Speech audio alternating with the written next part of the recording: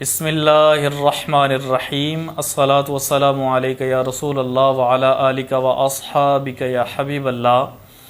چند روز پہلے انڈیا میں ایک گستاخہ نے رسول اللہ صلی اللہ علیہ وسلم کی شان اقدس میں گستاخی کی، تو اس کے حمایتی ایک شخص کو ریاض عطاری نامی انڈین مسلمان نے واصل جہنم کیا۔ جب اس نے اپنے بیان میں یہ اقرار کیا کہ میں عطاری ہوں، بانی دعوت اسلامی مولانا الیاس عطاری نے ایک ویڈیو بیان جاری کیا جس میں انہوں نے غازی ریاض عطاری سے نہ صرف لا تعلقی کا اظہار کیا بلکہ ان کو ظالم بھی قرار دے دیا۔ اس پر پیشوائے اہل سنت پیر محمد افضل قادری آستانہ عالیہ مراڑیاں شریف گجرات، آپ نے 4 سوالات قائم فرمائے۔ کیا رسول اللہ صلی اللہ علیہ وسلم نے کسی غازی کو ظالم قرار دیا؟ کیا رسول اللہ صلی اللہ علیہ وسلم کسی غازی کے عمل پر ناراض ہوئے؟ کیا رسول اللہ صلی اللہ علیہ وسلم نے کسی غازی کو اپنی جماعت سے نکالا اور لا تعلق ہوئے؟ اور چوتھا سوال یہ تھا کہ کیا غازیوں کے کردار سے امت مسلمہ نے ہمیشہ اتفاق نہیں کیا اور غازی علم الدین شہید آپ کے کردار کے حق ہونے پر اجماع امت قائم نہیں ہوا، بلکہ حضرت قائد اعظم اور علامہ ڈاکٹر محمد اقبال رحمۃ اللہ تعالی علیہ نے تو آپ کے مقدمے کی خود پیروی کی۔ ان سوالات کے جوابات تو تاحال نہ آئے، لیکن مولانا وسیم عطاری صاحب جو کہ الیاس عطاری صاحب کے خاص مرید ہیں، انہوں نے ایک ویڈیو کلپ جاری کیا جس میں بدقسمتی کے ساتھ انہوں نے مکمل بازاری زبان استعمال کی اور ذاتیات پر اتر آئے۔ میں یہ عرض کرنا چاہوں گا کہ آپ جانتے ہیں کہ پوری دنیا میں مسلم اور غیر مسلم ممالک میں قانون ناموس رسالت صلی اللہ علیہ وسلم پر کوئی عمل درآمد نہیں ہے۔ نہ کسی مسلم حاکم اور نہ کسی غیر مسلم حاکم نے آج تک کسی گستاخ رسول صلی اللہ علیہ وسلم کو سزا دی ہے۔ کیا موجودہ دور میں ہاتھ پر ہاتھ رکھے ان حکمرانوں سے قانون ناموس رسالت پر عمل درآمد کی امید رکھنی چاہیے؟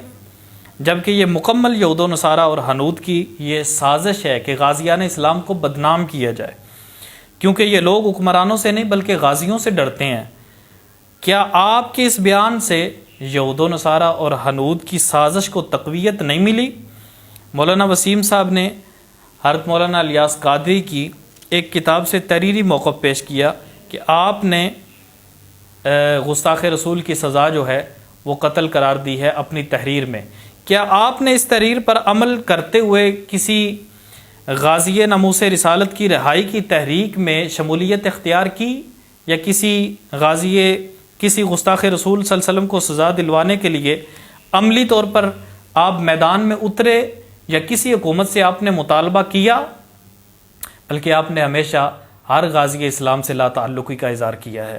اور مولانا وسیم صاحب نے اعلیٰ حضرت امام احمد رضا رحمۃ اللہ تعالی علیہ کی معرکۃ الآراء کتاب فتاوی رضویہ شریف کا حوالہ دیتے ہوئے کہا کہ مرتد کو حاکم وقت سزا دے، نہ کہ کوئی عام مسلمان۔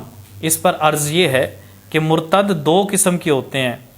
جس مرتد کی امام اعلیٰ حضرت رحمۃ اللہ تعالی علیہ نے بات کی ہے وہ مرتد ہے کہ جو مسلمانی سے کفر کی طرف دوبارہ چلا جائے، کفر کی طرف منتقل ہو جائے اور دوبارہ لوٹ جائے کفر کی طرف، یعنی عیسائی ہو جائے، یہودی ہو جائے، یا پھر وہ ہندو ہو جائے۔ تو ایسے مرتد کو تو ویسے بھی 3 دن کی مہلت ہے کہ اگر اس نے 3 دن میں معافی مانگی تو اس کو معاف کر دیا جائے گا، اور اگر اس نے 3 دن میں معافی نہیں مانگی تو حاکم وقت ہی اسے سزا دے گا۔ یہ حقیقت ہے۔ لیکن ناموس رسالت صلی اللہ علیہ وسلم اس پر عمل نہ کرنے والا گستاخ رسول صلی اللہ علیہ وسلم یہ مرتد غلیظ ہے۔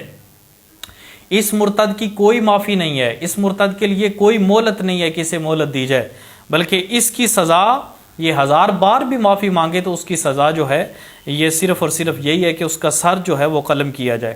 اور کیا مرتد غلیظ کو قتل کرنے پر حضرت عمر اور دیگر صحابہ کو منع کیا گیا؟ بلکہ حضرت عمر فاروق رضی اللہ تعالیٰ عنہ، آپ نے جب مرتد غلیظ کو قتل کیا، واصل جہنم کیا، تو آپ کی تائید میں کیا قرآن کریم کی آیات کا نزول نہیں ہوا؟ جبکہ اس وقت بھی خلافت اور ریاست مدینہ قائم ہو چکی تھی، اور اس کے حکمران تو بذات خود نبی اکرم صلی اللہ علیہ وسلم تھے، حضرت عمر فاروق نہیں تھے۔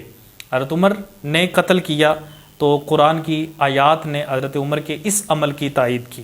آخری گزارش میں مولانا وسیم صاحب سے یہ کرنا چاہوں گا، آپ اپنے بیان میں ذاتیات پر اتر آئے ہیں، آپ ناموس رسالت کے لیے نہیں بلکہ آپ مولانا الیاس قادری کے دفاع کے لیے بولے ہیں، تو بازاری زبان آپ نے استعمال کی۔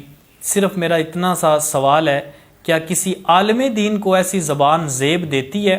اور کیا آپ کے پیر و مرشد نے آپ کی یہ تربیت کی ہے کہ کسی عالم دین سے تو یا تم کہہ کر کسی بزرگ کو پکارنا ہے؟ یہ کسی عالم کی تو نہیں بلکہ جاہل کی زبان ہو سکتی ہے۔